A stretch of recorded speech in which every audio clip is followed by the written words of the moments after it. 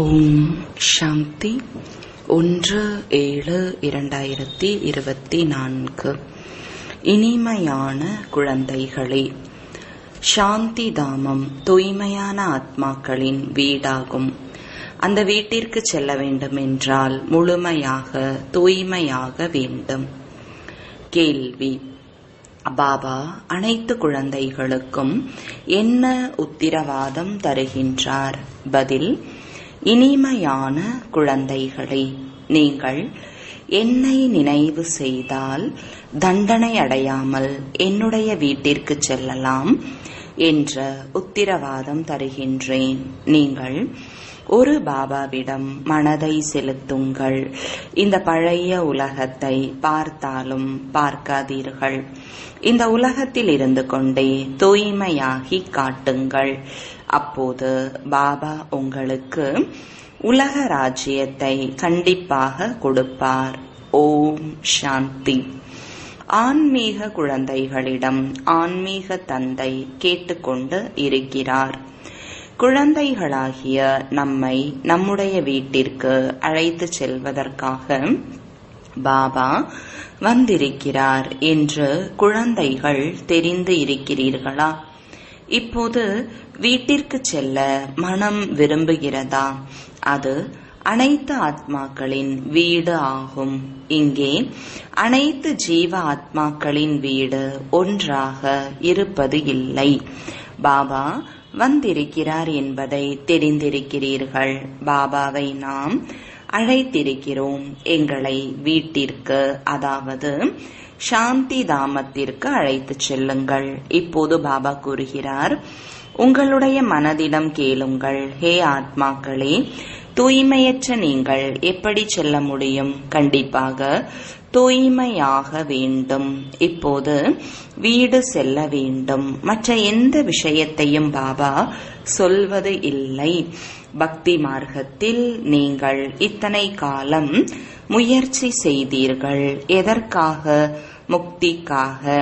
வீடு செல்வதற்கான சிந்தனை இருக்கிறதா என்று இப்போது பாபா கேட்கின்றார். குழந்தைகள் சொல்கின்றனர், பாபா, இதற்காக தான் நாங்கள் இவ்வளவு பக்தி செய்தோம்.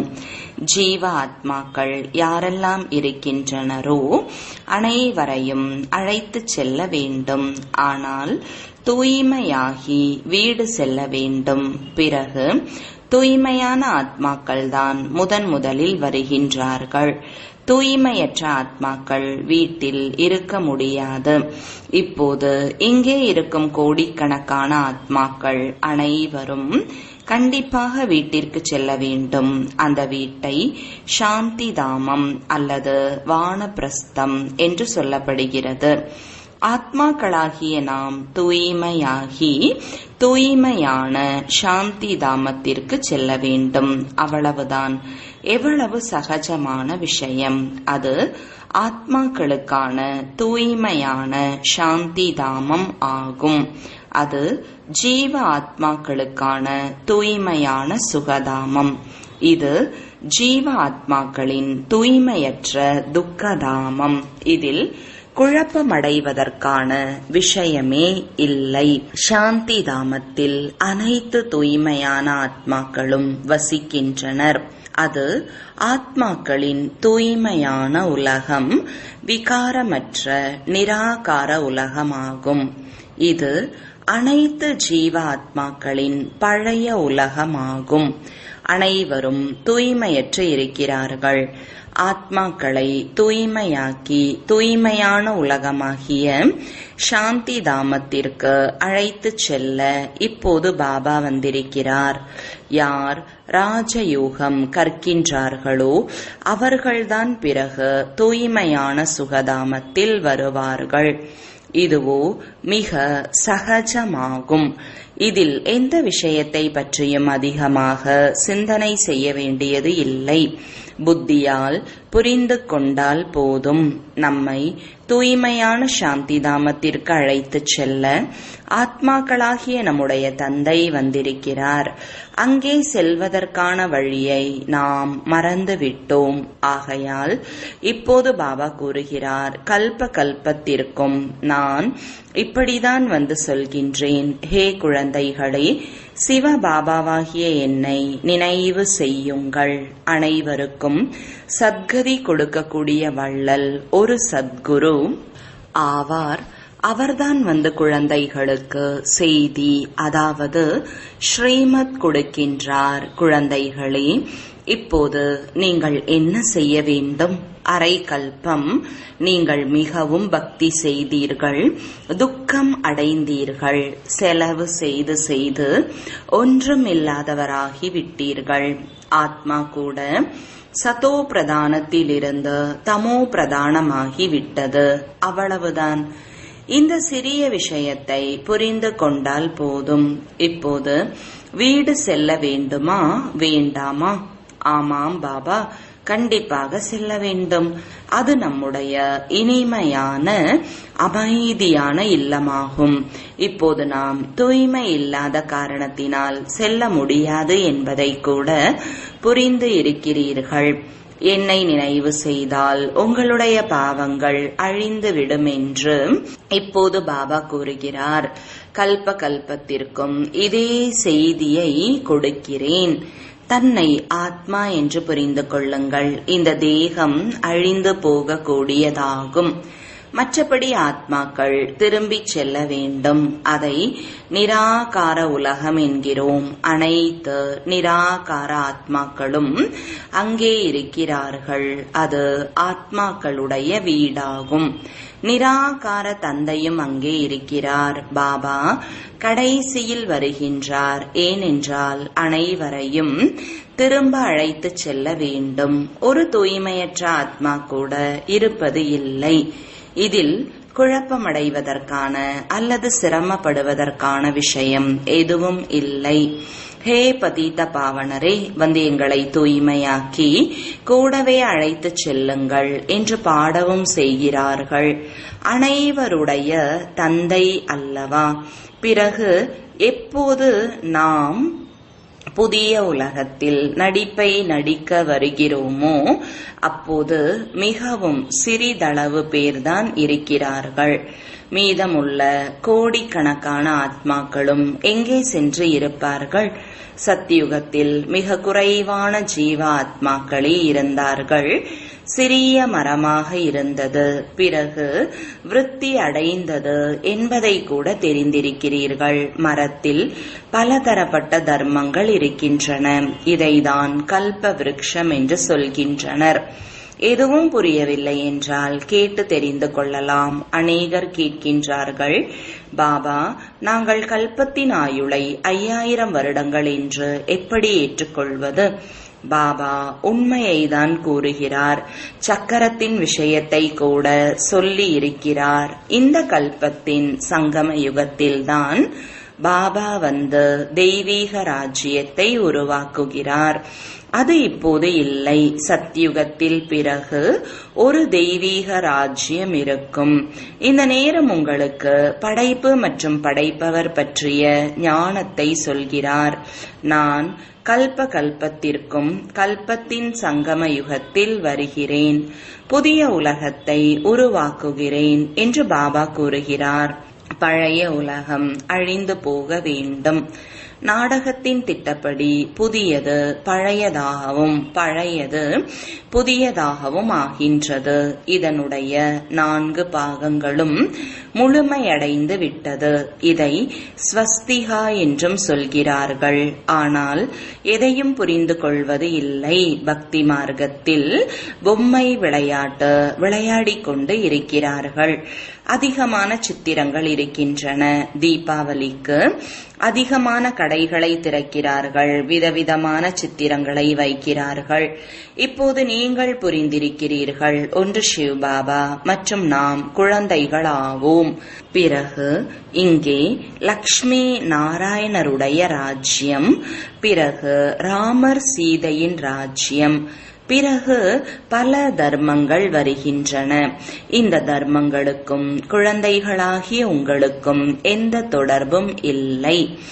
அவர்கள் அவரவரது நேரப்படி வருகிறார்கள். பிறகு அனைவரும் திரும்பிச் செல்ல வேண்டும். குழந்தைகளாகிய நீங்களும் வீடு செல்ல வேண்டும். இந்த முழு உலகமும் அழிந்து போக வேண்டும். இப்போது இங்கே ஏன் இருக்க வேண்டும்? இந்த உலகத்தை மனம் விரும்புவது இல்லை. மனதை ஒரு நாயகன் மீது செலுத்த வேண்டும். என் ஒருவனோடு மனதை செலுத்தினால் நீங்கள் தூய்மையாகி விடுவீர்கள் என்று அவர் கூறுகிறார். இப்போது அதிகமான நேரம் முடிந்துவிட்டது. சிறிது நேரம்தான் இருக்கிறது. நேரம் சென்று கொண்டிருக்கிறது. யோகத்தில் இருக்கவில்லை என்றால் கடைசியில் மிகவும் பச்சாதாபம் அடைவார்கள், தண்டனை அடைவார்கள். பதவியும் கீழானதாகிவிடும். நம்முடைய வீட்டை விட்டு வந்து எவ்வளவு காலமாகிவிட்டது என்பதை கூட இப்போது நீங்கள் தெரிந்திருக்கிறீர்கள். வீட்டிற்கு செல்வதற்காக தலையை உடைத்துக் கொள்கிறார்கள் அல்லவா? பாபா கூட வீட்டில்தான் இருப்பார். சத்யுகத்தில் பாபா இருப்பது இல்லை. முக்தி தாமம் செல்வதற்காக மனிதர்கள் எவ்வளவு முயற்சி செய்கிறார்கள். அதை பக்தி மார்க்கம் என்று சொல்லப்படுகிறது. இப்போது நாடகப்படி பக்தி மார்க்கம் முடிந்து போக வேண்டும். இப்போது உங்களை வீட்டிற்கு அழைத்துச் செல்வதற்காக நான் வந்திருக்கிறேன். கண்டிப்பாக அழைத்து செல்வேன். எந்த அளவு யார் தூய்மை அடைவார்களோ அந்த அளவு உயர்ந்த பதவியை அடைவார்கள். இதில் குழப்பமடைவதற்கான விஷயமே இல்லை. பாபா கூறுகிறார், குழந்தைகளே, நீங்கள் என்னை நினைவு செய்யுங்கள். நீங்கள் தண்டனை அடையாமல் வீட்டிற்கு செல்வீர்கள் என்று நான் உத்தரவாதம் செய்கிறேன். நினைவின் மூலமாக உங்களுடைய பாவ கர்மங்கள் அழிந்துவிடும். நினைவு செய்யவில்லை என்றால் தண்டனைகள் அடைய வேண்டியிருக்கும். பதவியும் கீழானதாகிவிடும். ஒவ்வொரு 5000 வருடங்களுக்கு பிறகும் நான் இதைதான் வந்து புரிய வைக்கிறேன். உங்களை திரும்ப அழைத்துச் செல்ல நான் பல முறை வந்திருக்கின்றேன். குழந்தைகளாகிய நீங்கள்தான் வெற்றி தோல்விக்கான நடிப்பை நடிக்கின்றீர்கள். பிறகு நான் அழைத்துச் செல்வதற்காக வருகிறேன். இது தூய்மையற்ற உலகமாகும். ஆகையால் பதீத பாவனரே, வாருங்கள். நாங்கள் விகாரிகளாக தூய்மையற்றவர்களாக இருக்கிறோம். வந்து எங்களை நிர்விகாரியாக தூய்மையாக ஆக்குங்கள் என்று பாடுகிறார்கள். இது விகார உலகம். இப்போது குழந்தைகளாகிய நீங்கள் முழுமையாக விகாரமற்றவர் ஆக வேண்டும். யார் பின்னால் வருகிறார்களோ அவர்கள் தண்டனையடைந்து செல்கிறார்கள். ஆகையால் அவர்கள் 2 கலைகள் குறைந்துவிட்ட யுகத்தில்தான் வருகிறார்கள். அவர்களை முழுமையான தூய்மையானவர்கள் என்று சொல்ல முடியாது. ஆகையால் இப்போது முழுமையான முயற்சி செய்ய வேண்டும். பதவி குறைந்து விடும் அளவிற்கு ஆகிவிடக்கூடாது. ராவண ராஜ்யம் இல்லை என்றாலும் பதவி வரிசைப்படியாகத்தான் இருக்கிறது அல்லவா? ஆத்மாவில் துரு படியும் போது ஷரீரம் கூட அப்படிதான் கிடைக்கும். ஆத்மா தங்க யுகத்திலிருந்து வெள்ளி யுகமாக ஆகிவிடுகிறது. வெள்ளியின் துரு ஆத்மாவில் படுகிறது. நாளுக்கு நாள் மிகவும் அசுத்தமாகிக் கொண்டே போகிறது. பாபா மிக நல்ல முறையில் புரிய வைக்கிறார். யாருக்கு புரியவில்லை என்றால் கை உயர்த்துங்கள். யார் 84 பிறவிகளின் சக்கரத்தை சுற்றி முடித்துள்ளார்களோ அவர்களுக்கு தான் பாபா புரிய வைக்கிறார். இவருடைய 84 பிறவிகளின் கடைசியில் நான் வந்து பிரவேசிக்கின்றேன் என்று பாபா கூறுகிறார். இவர்தான் பிறகு முதல் நம்பரில் வருவார். யார் முதலில் இருந்தாரோ அவர்தான் கடைசியில் வருகிறார். யார் பல பிறவிகளின் கடைசியில் தூய்மையை இழந்து விடுகிறாரோ அவர்தான் முதல் நம்பரில் போக வேண்டும். பதீத பாவனனாகிய நான் அவருடைய உடலில்தான் வருகிறேன். அவரை தூய்மையாக்குகிறேன். எவ்வளவு தெளிவாக புரிய வைக்கிறேன். என்னை நினைவு செய்தால் உங்களுடைய பாவம் பஸ்மமாகிவிடும் என்று பாபா கூறுகிறார். கீதை ஞானத்தை நீங்கள் அதிகமாக கேட்டிருக்கின்றீர்கள் மற்றும் சொல்லியிருக்கின்றீர்கள். ஆனால் அதன் மூலமாக நீங்கள் சத்கதி அடையவில்லை. அநேக துறவிகள் உங்களுக்கு இனிமையிலும் இனிமையான வார்த்தைகளால் சாஸ்திரங்கள் சொன்னார்கள். அவற்றை கேட்டு பெரிய பெரிய மனிதர்கள் சென்று சேர்கின்றனர். சிறிது நேரத்திற்கான சுகமாக இருக்கிறதல்லவா? பக்தி மார்க்கமே அல்ப கால சுகமாகும். இங்கே ஆத்மா பாபாவை நினைவு செய்ய வேண்டும். பக்தி மார்க்கம் இப்போது முழுமையடைகிறது. நான் குழந்தைகளாகிய உங்களுக்கு யாரும் அறிந்திராத ஞானம் சொல்ல வந்திருக்கின்றேன் என்று பாபா கூறுகிறார். நான் தான் ஞானக்கடலாக இருக்கின்றேன். நாலெட்ஜ் என்பதை ஞானம் என்று சொல்லப்படுகிறது. உங்களுக்கு அனைத்தையும் படிப்பிக்கின்றார். 84 பிறவிகளின் சக்கரத்தை புரிய வைக்கிறார். உங்களுக்குள் முழு ஞானமும் இருக்கிறது. ஸ்தூல வதனத்தில் இருந்து சூக்ஷ்ம வதனத்தை கடந்து மூல வதனத்திற்கு செல்கின்றீர்கள். முதலில் லக்ஷ்மி நாராயணருடைய வம்சமாகும். அங்கே விகார குழந்தைகள் இருக்க மாட்டார்கள். ராவண ராஜ்யம் இருப்பது இல்லை. யோக பலத்தின் மூலம் அனைத்தும் நடக்கிறது. இப்போது குழந்தையாகி கர்ப்ப மாளிகைக்குள் செல்ல வேண்டும் என்று உங்களுக்குள் காட்சி ஏற்படுகிறது. மகிழ்ச்சியாக செல்கின்றனர். இங்கேயோ மனிதர்கள் எவ்வளவு அழுகிறார்கள், கூச்சலிடுகிறார்கள். இங்கே கர்ப்ப சிறைக்குள் செல்கிறார்கள் அல்லவா? அங்கே அழுவதற்கான விஷயமே இல்லை. கண்டிப்பாக ஷரீரம் மாறித்தான் ஆக வேண்டும். பாம்பின் உதாரணமும் இருக்கிறது. இதில் குழப்பமடைவதற்கான விஷயமே இல்லை. அதிகமாக கேட்பதற்கான அவசியமில்லை. ஒரே அடியாக தூய்மையாவதற்கான முயற்சியில் ஈடுபட வேண்டும். பாபாவை நினைவு செய்வது சிரமமா என்ன? பாபாவின் முன்பு அமர்ந்து இருக்கிறீர்கள் அல்லவா? நான் உங்களுடைய தந்தை. உங்களுக்கு சுகத்தின் ஆஸ்தியை கொடுக்கிறேன். நீங்கள் இந்த கடைசி ஒரு பிறவியில் நினைவில் இருக்க முடியாதா என்ன? இங்கே நல்ல முறையில் புரிந்து கொள்கிறார்கள். பிறகு வீட்டிற்கு சென்று மனைவி மற்றவரின் முகத்தை பார்த்ததும் மாயை தின்று விடுகிறது.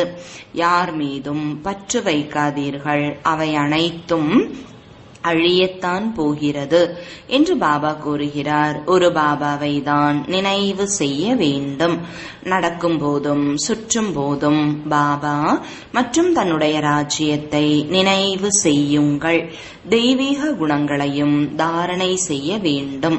சத்தியுகத்தில் இது போன்ற அழுக்கான பொருட்கள், மாமிசம் போன்றவை இருக்காது. விகாரங்களை விட்டுவிடுங்கள் என்று பாபா கூறுகிறார். நான் உங்களுக்கு உலகத்தின் ராஜ்யத்தை கொடுக்கின்றேன். எவ்வளவு வருமானம் ஏற்படுகின்றது? ஆக ஏன் தூய்மையாக இருக்கக்கூடாது? வெறும் ஒரு பிறவிக்கு தூய்மையாவதன் மூலம் எவ்வளவு பெரிய வருமானம் கிடைக்கின்றது. சேர்ந்திருந்தாலும் ஞானத்தின் வாள் இடையில் இருக்கட்டும்.